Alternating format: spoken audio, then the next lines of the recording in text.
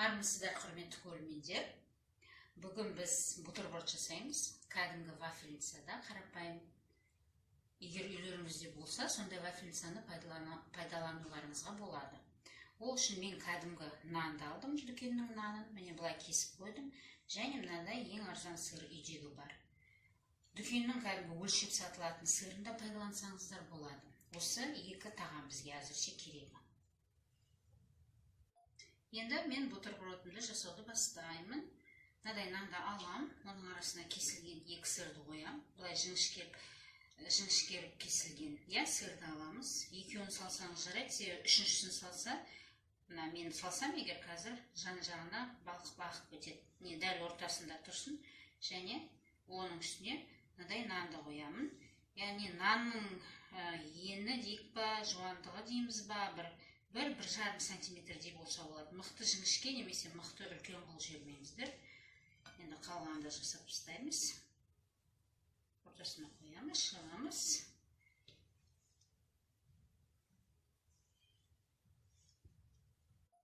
Міне менде мынадай вафельница, яғни баяғы Совет үкіметі кезінен қалған, менің әжемнен қалған вафельница. Оны алдын ала мен отқа қойып қыздырып алдым. Бір 2-3 минуттай қыздырамыз. Екі жағына бірдей. Арасына ешқандай май жақпаймыз үстіне вафельницаға.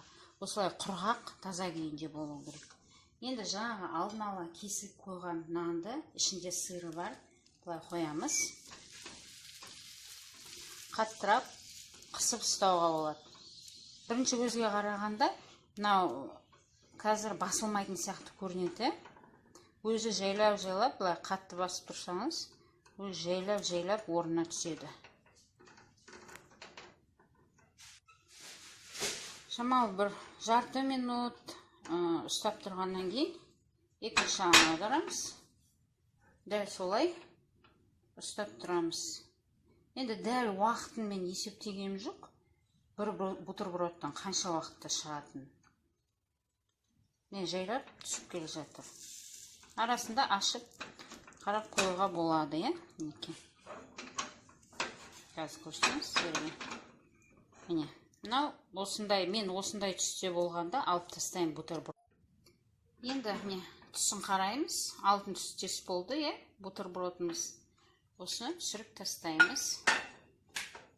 Қатты күйіп кетпесін. Неке. Енді бұл рецепті негізі мен шынымды айтсам, ешкімнен көрген жоқпын. Өзім бір күні ойдан шығара салдым. Таңертең балаларға не істеп берем деп отырғанда. Себебі қандай тамақ каша пісіруге уақыт көп кетеді. Балалар енді таңертең каша жей бергісі келмейді. Бұны ешкімнен көрген жоқпын. Өзім ойдан шығардым. Мүмкін біреу жасайды шығар.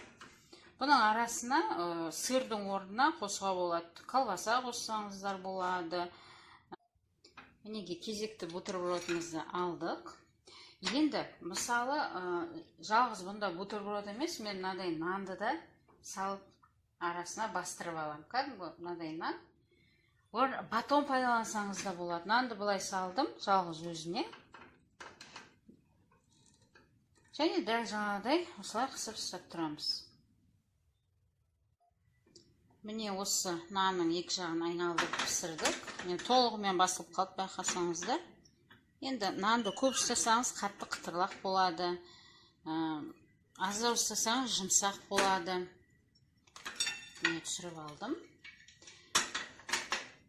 Енді мынадай нанның мысалы, нанға мына бутербродты осылай жейді балалар. Ал мына нанның үстіне май жағып, варенье жағып жеуге болады. Таңертең шаймен балаларға беруге болады.